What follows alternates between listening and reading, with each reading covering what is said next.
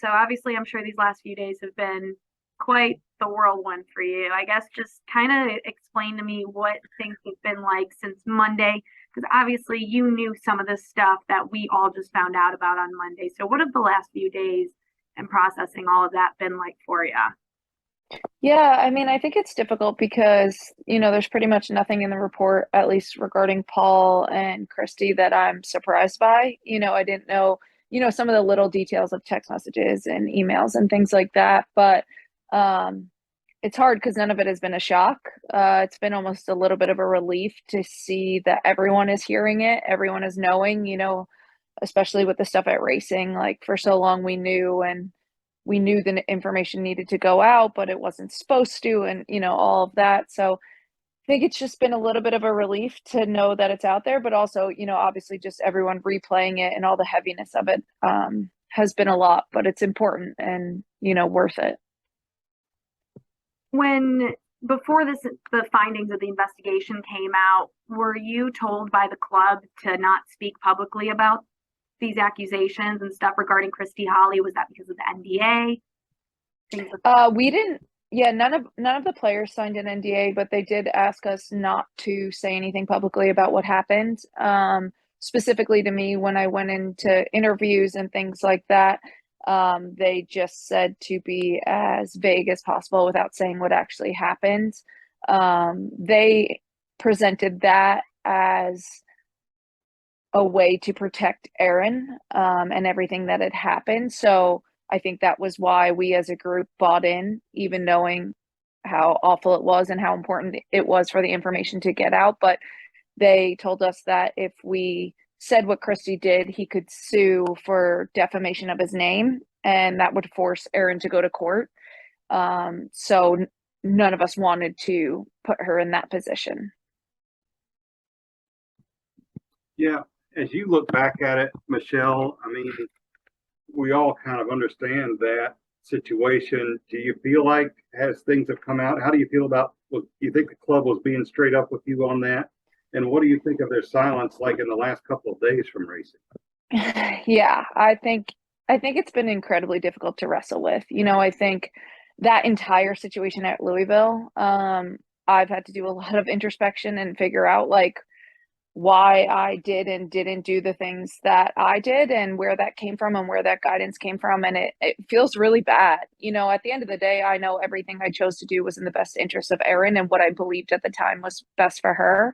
But I don't continue to believe that everything we did was just in the best interest of Erin and not just for the club and the club's sake, especially, over these past couple of days. I think not taking ownership in this and not admitting to their part in this happening and it not getting out there soon enough. I think for me, for so long, it was about protecting Erin, but I kept asking, is there a way we can say what really happened without using her name? Because people need to know. I mean, as of all of, like that time, his coaching license wasn't even revoked. People didn't even know. I mean, he lives in a home with two young girls. It just felt really, really important that what actually happened got out, but I don't think I have to believe there was a way that we could have done that without implicating Erin in all of it.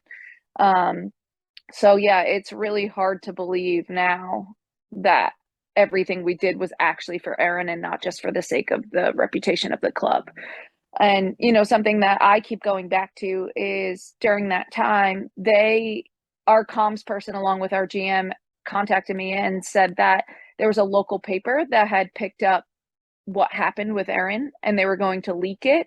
So in order to prevent that being the first time it came out, they asked me to do an interview with another paper, so we could control the narrative, so we could say what happened. And so I said, yeah, absolutely. And to be honest, they were harassing Erin a bit to do it. And she was totally overwhelmed. She came to me and was like, I'm trying to play a game tomorrow. Like, I can't talk about this.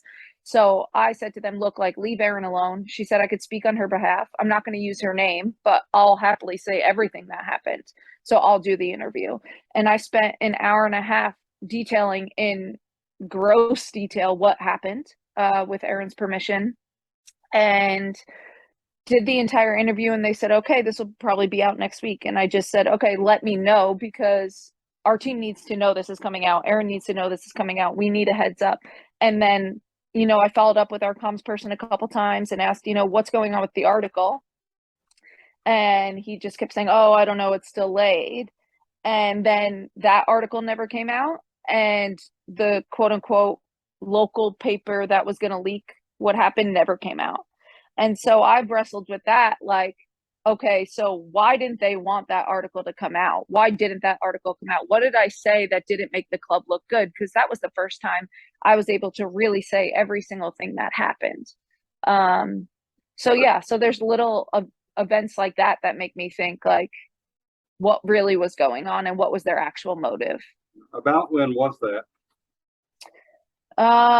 That was probably within a month of Christy being let go. I honestly wouldn't be able to tell you the actual date or anything. I could probably go back in text messages and find that. But Somewhere else. Excuse me? Was here in Louisville or somewhere else? In Louisville. Louisville. Yeah. I was still playing for Louisville. We were on the road at a game when I did the interview. I remember being in a hotel room doing the interview. Wow. Yeah, I mean, we have a lot of media questions here about how we handle it too, so it's not just players. The problem is that when you go through something like this, you're experiencing the trauma of it too. How many players in this league are playing with a level of trauma right now just from been around it, being a witness to it, being involved in it firsthand, being in that meeting? And how difficult is that? And it's not just professional soccer; it's younger levels too, I'm sure. Yeah. I mean, to be totally honest, the first time I had a coach sexually molest one of my players or one of my teammates, I was 13. So this is something I've dealt with in my entire, soccer career, youth and professional. And unfortunately, that story is probably true for a lot of the girls in this league. And I think part of all of this coming out is actually realizing that we've been through trauma, that this isn't normal, this isn't okay, and the things we've justified for so long, the verbal abuse, the teetering on sexual abuse, maybe he didn't touch you, but he's saying inappropriate things or putting his hand on your shoulder for a bit too long, little things that we've just accepted, whether it's verbal or sexual abuse, as just the norm, as things we're kind of immune to. And I think we've all had to go through this reckoning individually of looking at ourselves. Why didn't we say anything? Why didn't we report anything? Why didn't we listen to our gut feelings when we felt uncomfortable, when we felt like something was wrong? Why didn't we speak out, And yeah, so I think the trauma of it actually happening to so many of us. And, when you look at Christy, Erin by far is the one that was affected the most and had the most awful thing done to her. But there were so many of us also that were so manipulated and tricked, and whether it was the girls being treated bad verbally and not having anywhere to go, or it was, some of us veterans being told lies and being, used as pawns in his sick game. I think there's just so many levels of inappropriateness and abuse and things that we have to deal with and work through individually and collectively. Dive right back into it. I just got a few more and then I'll let you go. We're in that weekend where all of the stuff came out earlier, right? And the games were canceled, and then you come back and have that moment when the teams came back. You had obviously stuff in your head and new stuff going on your team. I think at that point, what was that like going through that and just kind of as you look at the girls around the circle or whatever, just thinking, man, there's people who've gone through stuff that yeah. It was devastating. I think that, again, it was like this recognition that, wow, all of this stuff has been so bad and so wrong and gone on for so long. I think for the entirety of our careers, like I said earlier, we just kind of went with it. It was just part of being a pro athlete. It was part of playing women's soccer. It was part of being part of soccer, So I think really sitting and recognizing and actually feeling all of it, feeling the things we hadn't allowed ourselves to feel for so long was so hard. But at the same time, standing in that circle and, you know, being on all those calls for the games to be canceled and all of that, I mean, it was really this bittersweet moment because it was terrible that we had come to that point, but it was also like, I mean, that was the moment we started to take our power back, and power that maybe we never even had before, or we always had and never really took. And I think so it was, I mean, I think if I take anything out of that, everything that's gone on, and especially those moments, it was like just true like admiration for the women in this league, like powerful, strong, brave, like the things that women have had to go through, not only to just play the sport and live their dream, but also then to identify the perpetrators and say their deepest traumas out loud, and all of us coming together to have their backs and working through our own stuff together. I mean, I think it was just a symbol of strength, you know, led by Sinead and Mana and Erin and the other girls, but every single one of us, you know, coming together and really being in it with each other, I think was really inspiring and really a turning point that this league has needed for so long, this sport has needed for so long. So it was devastating to look at the people and the pain we were all in, but it was also, I think, the turning point. It was the rock bottom that we had to, you know, make a decision in, and I think that we did it in the best way possible. And not just this sport is going through this. It's a lot of women's sports, unfortunately. Yeah. You said that there was a group that went earlier to express concerns about Christy. What were their concerns about when they went? Was that just it? Yeah, it was diversified. Yeah. Sorry, yeah, it was diversified among the group of girls that went, but it ranged from verbal abuse to like poor treatment to mishandling injuries. One of the girls was saying she was injured and he basically said, "No, you're not." And you know, was undermining the trainer and staff, saying that she couldn't play because of an injury because he wanted her to play. The other girls, it was more like the way he spoke to them in the individual meetings and, you know, on the field and things like that, like the verbal abuse part.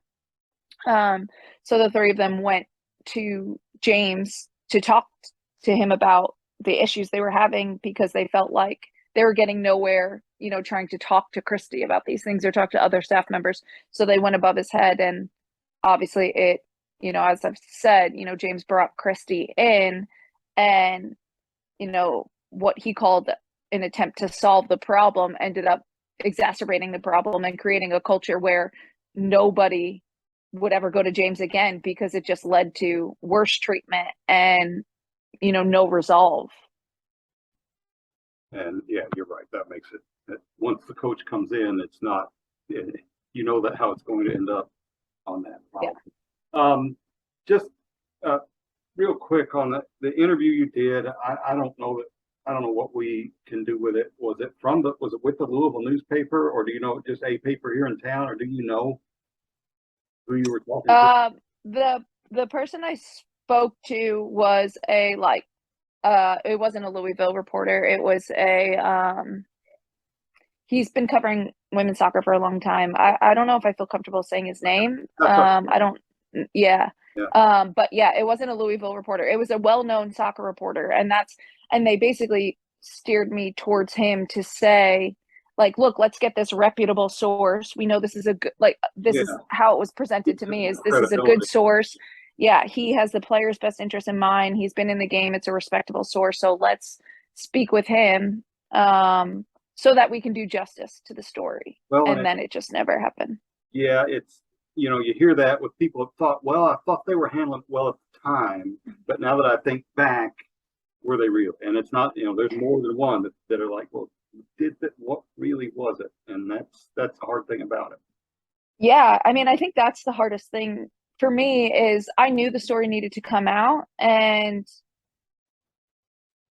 I was silenced, you know, like I was silenced in that article, but also like I played by their rules. You know, I tried to, there's such a low standard in this game for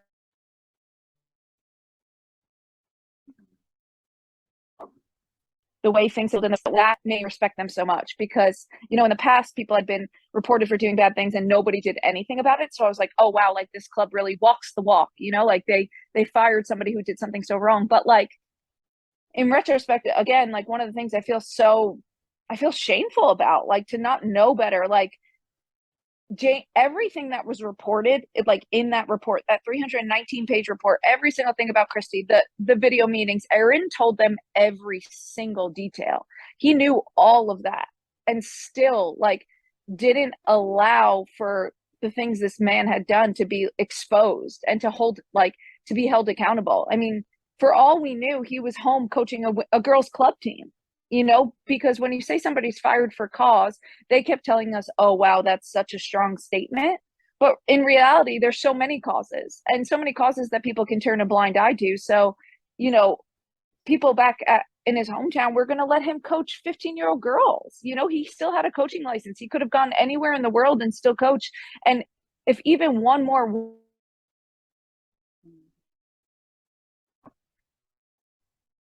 to go through that kills me, is that yes, we had to protect Erin, and I think that was first and foremost what we as players wanted, because she deserved that.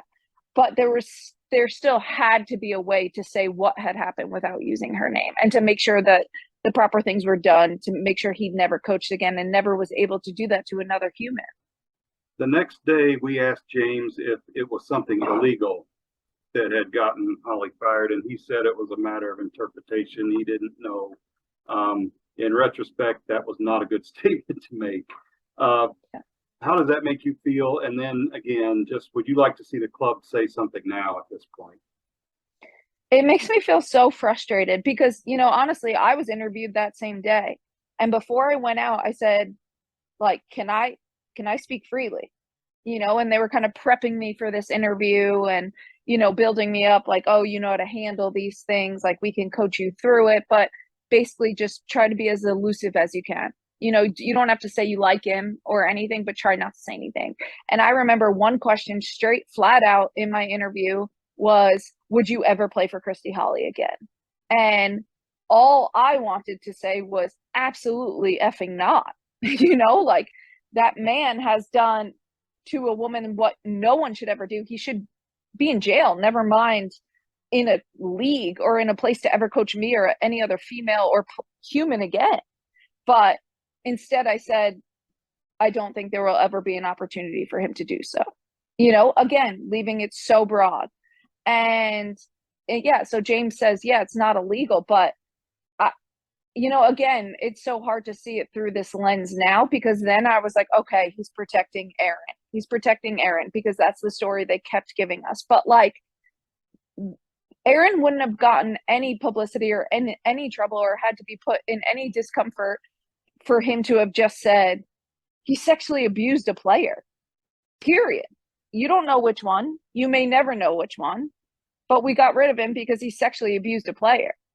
And I mean, last I checked, touching somebody inappropriately when they've asked you not to is illegal. So I think, like, yeah, the entire thing infuriates me. And again, it's full of frustration and anger, but it's also shame and guilt. And why didn't I just say what I wanted to say? Like, I'm a grown woman, we all are, and we were silenced. And it's just really frustrating and it feels awful. And yeah, I think the club needs to say something. I think their silence to me is saying it all. You've been silent this whole time, and that's why we're in this spot. That's why we're having this conversation now. That's why it takes a year-long investigation to come out what should have been out a year ago. And who knows what Christy's done during this time? Who knows the impact he's had just purely because the club was silent, and now they're choosing to be silent. You guys, you still hear us? And I just, yeah. Yes. You guys went right back out and practiced. I remember that about that day, because it was like they said, take a day and process it, like you can process it in a day or whatever. But everybody went back out and practiced. I think, does that kind of just show that, I mean, while everybody is horrified, they're not surprised to get back to work. So, I mean, I think honestly that was representative of the past 10 years in this league. We have, like, the reason these things, and I think this is a hard thing to explain to people outside looking in, but at the end of the day, the reason we have put our head down, closed our eyes, shut our ears, and shown up every day is because this is our dream. Like, this is everything we have sacrificed and worked our entire lives for. We love this game. We just want to play this game. And I think you look at the sacrifices people have made tangibly, but then you think about all the things we had to endure.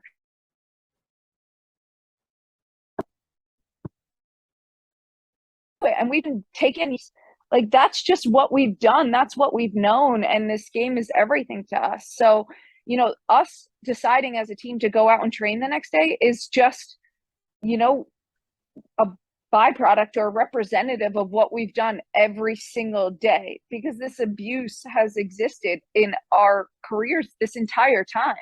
So yeah, it was shock and it was disgust. And honestly, the game is a place that we love. The game is an, you know, training is an hour and a half where you don't have to think about anything else. And especially in that moment, all we wanted to do was think about something else, because it was disgusting and horrifying and we weren't able to process it. And I mean, you look at that team, I mean, our average age was what, 24, 25? Like, they're kids. And we just wanted to, like, go find joy on a field, go feel free. And I mean, for so many of those girls, this was the first time they were playing that entire season without somebody verbally abusing them during a training. This is the first time Erin was out on a field not worried if she made a mistake, she might get sexually assaulted for it, you know? So it was just us doing what we've done every day. And the only thing we know how to do is show up and play, like, live our dream, no matter what that means.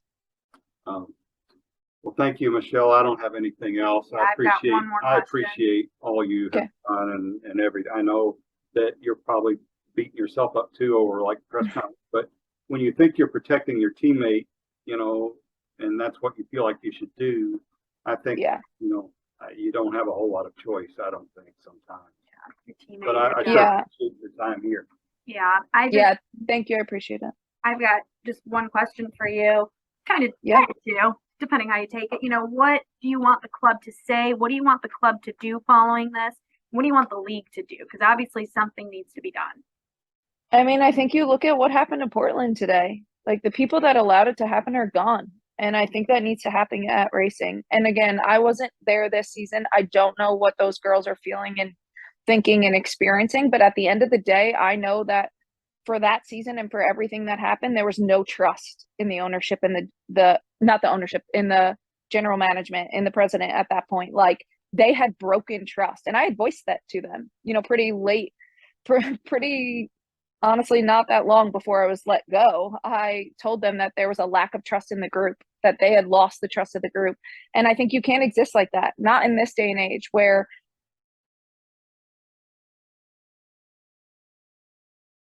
fully intend we're in a place that don't exist in this league. But the reality is right now we don't have the right structure or hiring process in place to really know that yet. So what we need to do is have safe spaces, have safe higher ups to go to when things are wrong, when things are not okay. We need to have people that listen to us when we report problems. And Racing failed to do that. They failed us. And I think that they need to be held accountable for that.